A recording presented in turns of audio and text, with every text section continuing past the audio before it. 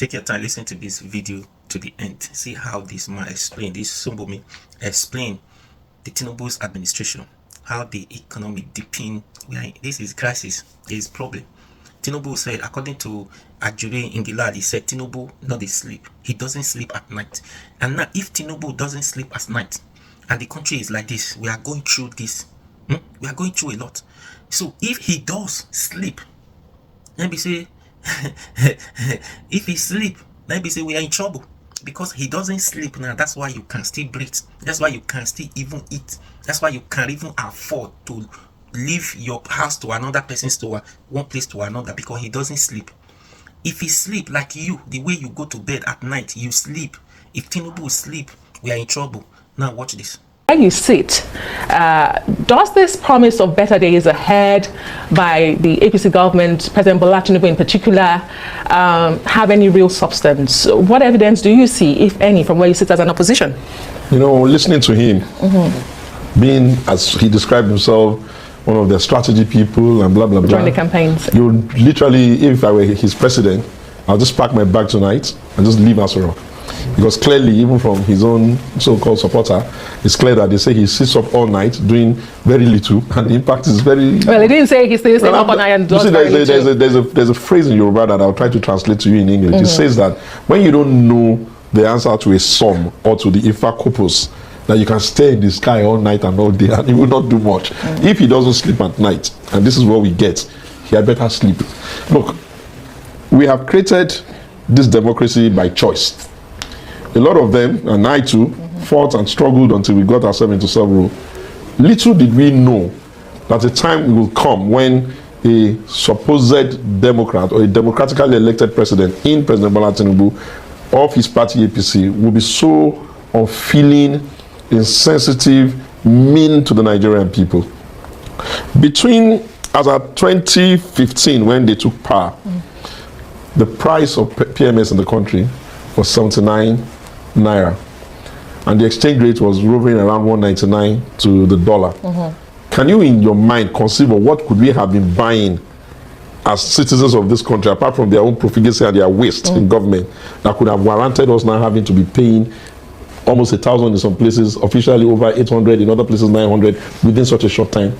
And what could we have been guzzling that would bring our exchange rate from about 200 to the dollar to 1,600? You know what they're doing?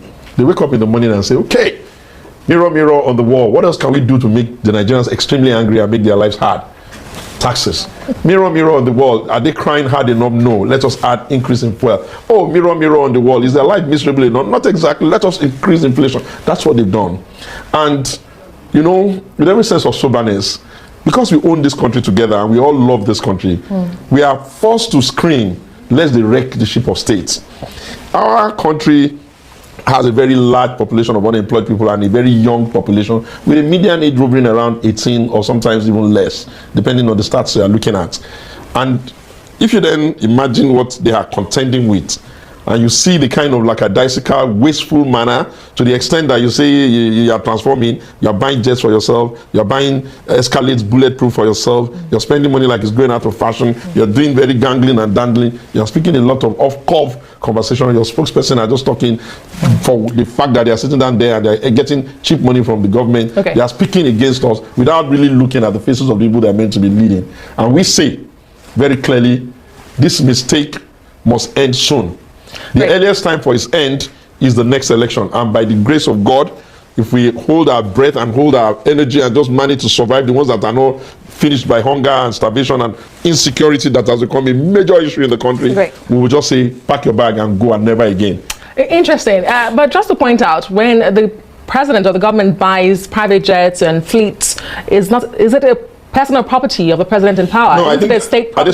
This one, stop that immediately. No, I'm just asking you because I'm going to answer you because when you say, but I don't need to stop it. Just stop it like immediately. When you tell the citizens that life is hard, they have to carry burdens, they don't have enough money to even have a meal or two, you have to even give them palliative, converting the whole country to beggars because we really don't have money, and then all you have to show for your personal comfort are all of those trappings. I get the point. If you justify the jet, would you also justify? If you justify the jet, would you justify the Escalade as well? Look, Mr. Suwunmi, it's not about justifying. I asked you a question. Is it the personal property? Because he says you said he's buying for himself. Yeah, And I you've asked got to be the one using it. Okay, great. So, What's wrong with the car that Buhari rode in? Was that bad for him? Okay. You don't spend government money like that. You don't project that kind of image to the Nigerian people, to a hungry people, to a desperate people, to people that are barely able to survive. The optics are really wrong. No, they're not wrong. They're totally bad. Yes, and we get that point. But can I ask you? Okay. Is it fair to blame the current administration entirely for the economic challenges and the security situation, given that some of these issues... I'm giving you two parameters. Hold on. Okay, and this one... Given that some of these issues, including the fuel subsidy debates and the insecurity, have been building up for years under multiple governments, including when your government was in power, the PDP. Thank you. You know, when you speak this fancy English. It's not fancy English. Yeah, it's simple English. America. Listen, it's girl. Simple English. It's very simple, but just listen. We left this fuel at 97 naira per litre. We left the exchange rate at 199. Let's just call it 200. Were you paying subsidy? Of course we were. Exactly. And we were. All of that was accommodated in that regime. They've taken over government. They have told us, they have devalued us into poverty. Our money now is $1 to 1,600. Do you even know the full import of that on everything else we do in the country? The fuel from 97 naira, we're now like roving at about 1,000, and we're queuing for days on end. Look, this one. I want to dash them my heart of empathy, but they make it very hard for any sane Nigerian that loves this country to understand what they think they're doing. They claim that they have the best team in the world and they have experts to do key performance evaluation at the beginning. When they said that and they put Hajiya Hadiza in charge of that, I was saying, okay, these guys are like serious. But you know what? They're so bogey.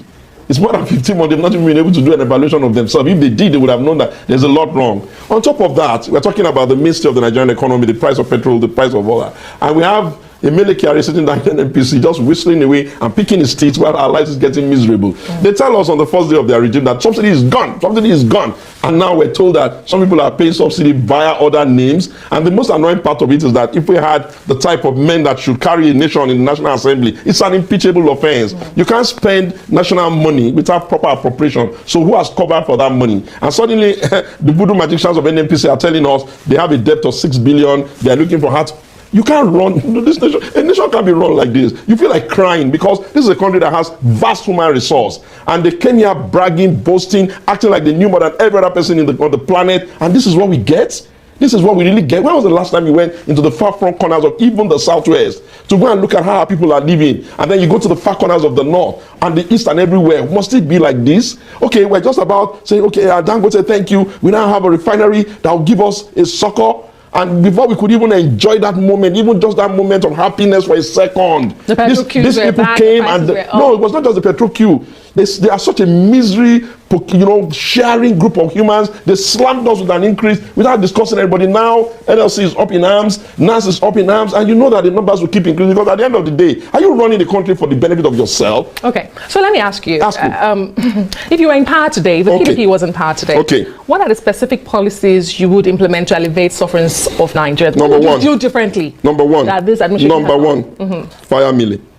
After firing Mele, take that NNPC and put it into private sector like we've always said since 1999. We said that in 1999. They sat down in their fancy houses and they were saying, we want to sell it to ourselves. They don't even understand the thought processes that are going to making sure that our own NNPC can also be as competitive as Petrobras or Aramco. But when you speak in this country, they think that, they have to like only a certain set of people's words and hate the truth. But when you hate the truth, it will come and bite you in the ass. What are we doing now? So that will do that. The second thing is that there is no way, I even think right about now, we need to legislate and write it in our laws. No human being dare devalue our currency without a full referendum. You know why? Because they not only do they improvise us today, they eat into our savings. Imagine someone that has been working all his life and he has saved up, let's just say random figure of 10 million, believing that 10 million at 200 naira, maybe that's about 5 million or so, or maybe even 50,000 or whatever $1,000 that gave him, and say, okay, I can manage myself. You come and devalue it to 160. The guy is barely going to get $6,000 for that, and that is $6,000 now is going to be impacted by the cost of food, the cost of everything. What have you done to us? Nations that are on a journey for transformation. I heard the president saying in China that he's a transformer.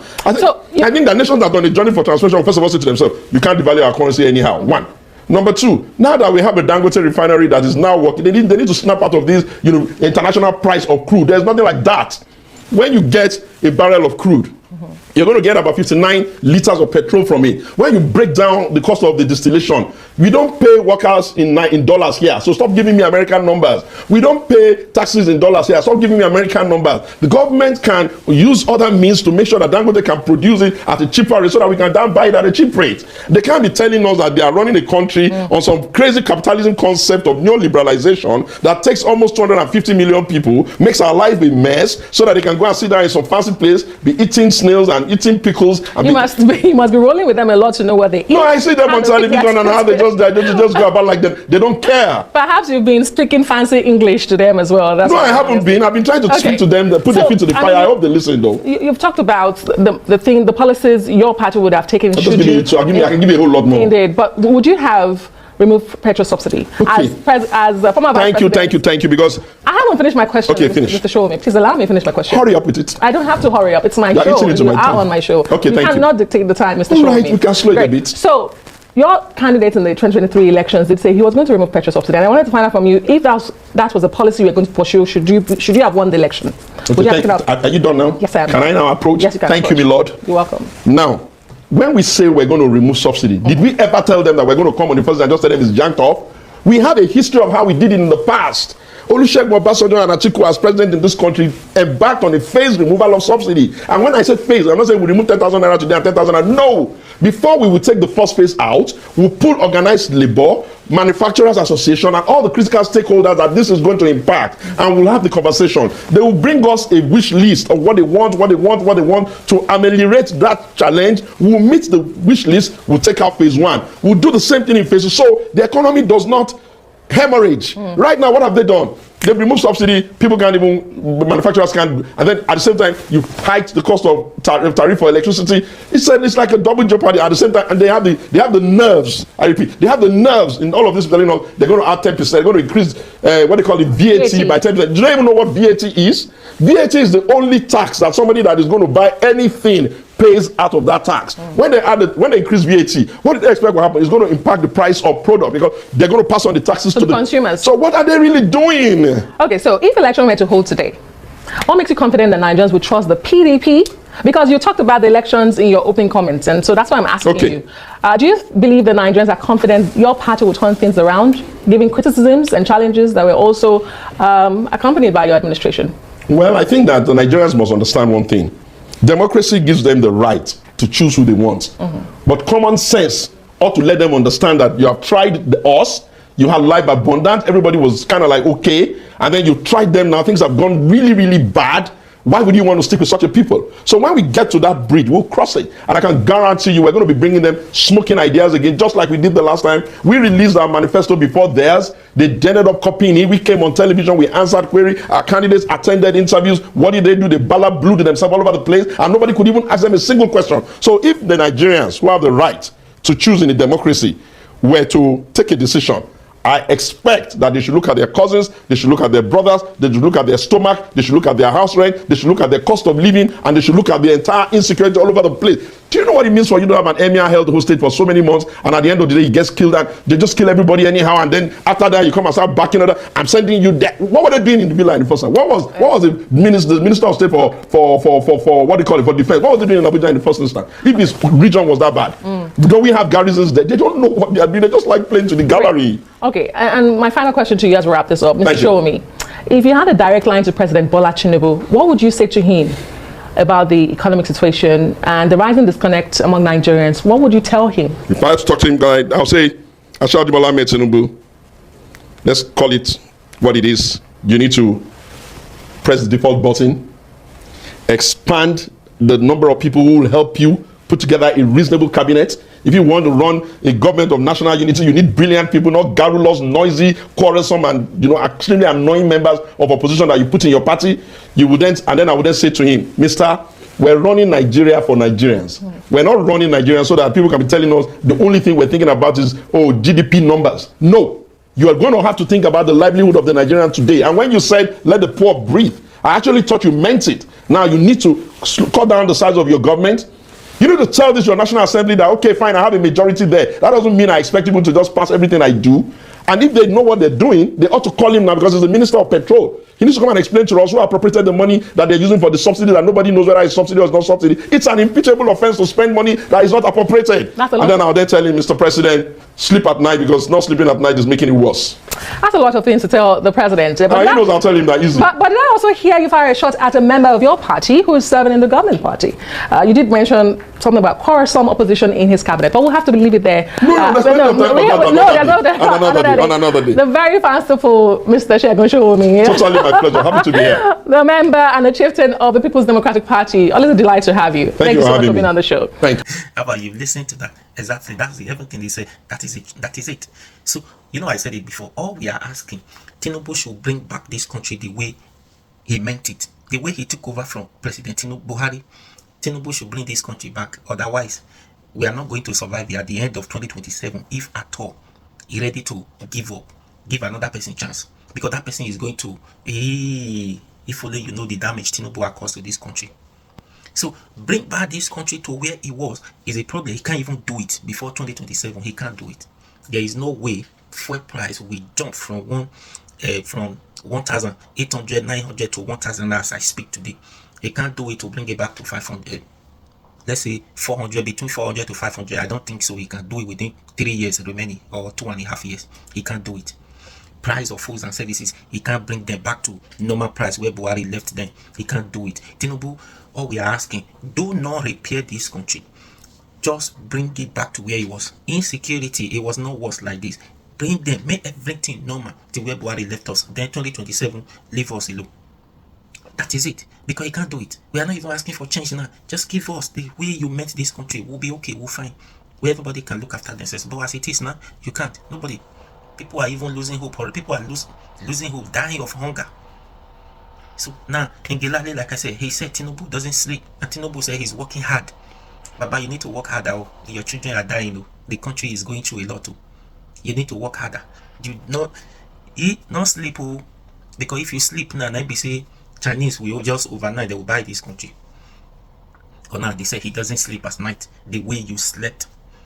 If he sleeps, that means he's in trouble. He's in trouble. Anyway, that one by talk, according to Ingilali, to give you who that Tinubu is work. It's not by stay awake at night. What are you doing? Who knows if you are watching Telemundo, Indian Z-World, Indian film? Who knows if that's what you are watching, why you doesn't sleep at night? It's not working. It's not by stay awake. It's not by stay awake. It's by acting. It's by command. It's by doing the needful. It's by getting these policies right. It's by putting things in place. Yes, it's by doing all those things. It's not by making try and error policy. You stay away doing all those things that does not have anything to for the Nigerian people. Rather, you are just working for your own selfish interest. You are just working for your family. You are just looking for a way to recruit your family members into government. Is that why you stay awake? No. Not stay away. Not just stay away doing nothing. Stay awake and be active. I said it. Because the way it is now, we're not seeing the effect of staying awake at night. Say you don't sleep. Baba, don't sleep. Anyways, this man said it all. That is the problem. All we are asking, Tinubu should reset. Go back to the drawing board and reset. Do a reset, proper reset, and bring this country back to where it was. If your phone is giving you problem, if your laptop, you go and format it. You do a factory reset. Now, Tinubu need to do a factory reset and bring this country back to where it was. Otherwise, I don't think many people will survive it in 2027. So, please, what do you think? Leave your comment. And please, like, share, comment, and subscribe to this YouTube channel. And let's grow this YouTube channel. Be your guy. Run out for me now. Please subscribe.